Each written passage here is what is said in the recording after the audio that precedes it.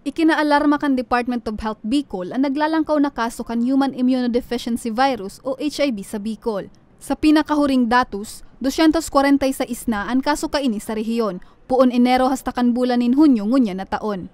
Sa primerong regional conference para sa HIV as in Sexual Reproductive Health Summit sa Legazpi City ka na kaaging Biyernes Disyembre 1, pigtungkusan kan Departamento de Salud ang mga rason taano tapadagos ang pagdakol kan titamaanin HIV sa rehiyon. Primero kaini ang unprotected sex, kung sa edad 25 hasta 34 anyos ang nagpositibo sa virus.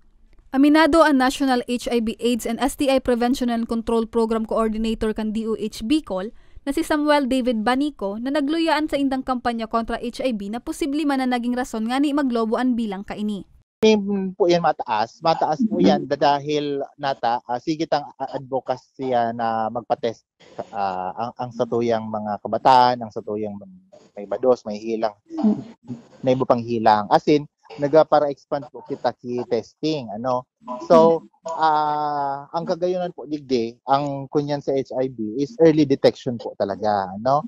Although wala pa kitang cure sa ngunyan, pero as the earlier na ma-detect na igwa kang HIV, is kapag kita nag-inom kibulong, mas makokontrol ta. So, epekto kan virus sa tuyang lawas, as in ma-prevent ka ini supigapod tang AIDS.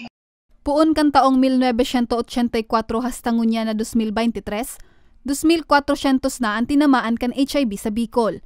94% sa mga may HIV, iyo ang kalalakihan. Apwera sa unprotected sex, posible man ining makua sa paggamit kan gamit ng hiringgilya. Breastfeeding asin pwede ser man na maulakitan kan HIV positive na bados ang sa iyang umboy. In kaso da itulos matratar, posible man na mauli ang HIV sa Acquired Immunodeficiency Syndrome o AIDS. Sigun kay Banico, may bulong naman para sa HIV. Yan pong basic na impormasyon na yan ang gusto ming ipaabot.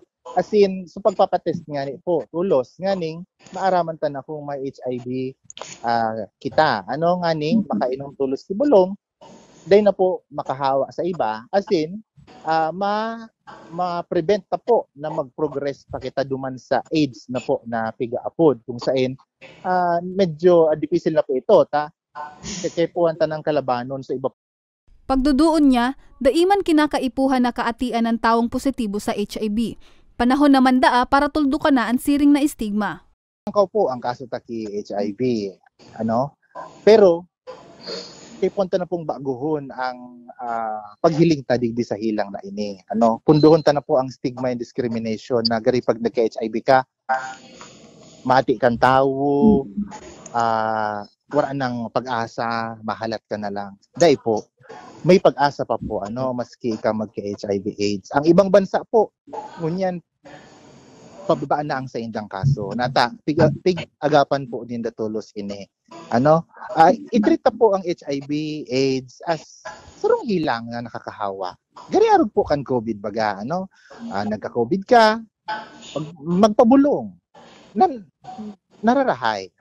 Mientras tanto, presente sa nasambit na summit ang Gentleman Bicol for Sexual and Reproductive Health and Rights Incorporated, Network Philippines, Pilipinas Shell Foundation, YPIR Pilipinas, the Forum for Family Planning and Development, Department of Social Welfare and Development, as in Commission on Population and Development Bicol. Para sa mga baretang tatak Bicol, Jennifer Pulinar.